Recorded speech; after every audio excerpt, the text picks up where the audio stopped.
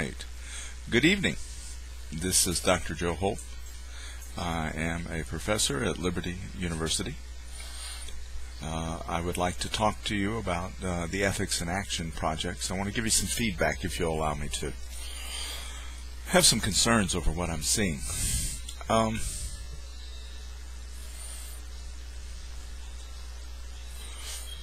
going to do these step by step in small venue clips. First one we're going to talk about is boundaries. One of the most important aspects of our work is the recognition that everything we do as a professional is incumbent upon what's expected. For example,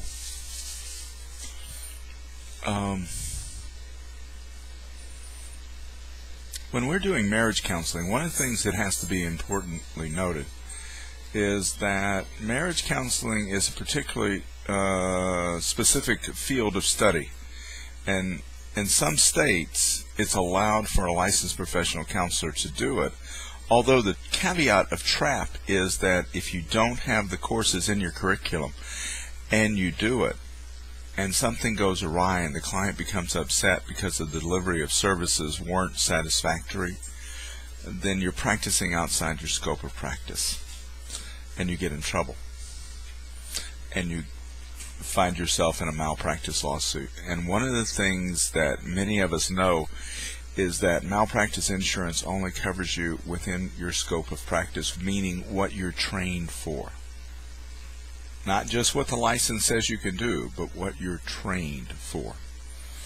So, when we talk about marriage counseling and we talk about divorce and what would we say, you have to realize that you're dealing with a situation that can be potentially explosive.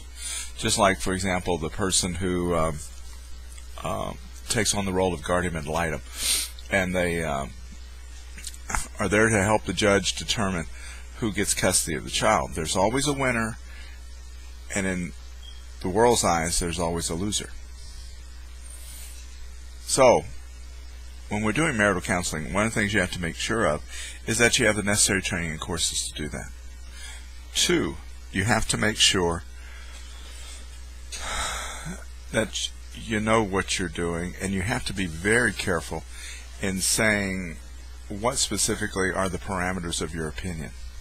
If you see mama and don't see dad, then guess what? You don't have an opinion because you've not seen both sides. So, when you're doing marital counseling, one of the things that would be important to see is kind of the understanding of where things are, where things are going, and where the client would like things to end up. There are times where clients will actually call a therapist and say, I want to get a divorce. And they're really looking for you to talk them out of it. Why? Because you notice when they make the call, they don't call you back for weeks.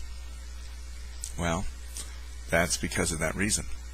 So, the other trap that comes into this is our own personal values about what is acceptable and what isn't. Value is the guidelines that we use in our own personal life. Values are not the guidelines of that which we put upon a client. When a client comes to see you, they're seeing you because their value system and their actions are in conflict, not because they want your values over theirs.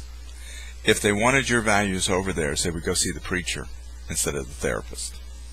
They're coming to you because their values are in conflict with their actions. When you as a therapist take on the position of being the preacher, you convolute the role of the helper. You're putting your values of what you would do in that situation, not what needs to be done. So, I want to encourage you to realize that the role we're in is a professional role, and by virtue of it being a professional role, we have certain responsibilities that are inherent to the client. Remember, in ancient days, when David and Solomon were king, there was a person, they called them the judges. They would sit at the gates, the elders, and they were the ones that would hear cases and advise. And the role of elder evolved into two tracks: helper, judge. You and I aren't judges. There are going to be folks in our lives that are going to trip, fall, and stumble. And we're going to have to realize that God loves them just as much as He loves us. And if they stumbled and we didn't, it doesn't make us a better person. It means that their lives took turns and corners that maybe ours didn't.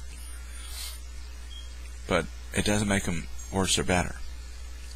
When you start judging a client, you have to realize it is at that point you become harmful to the client.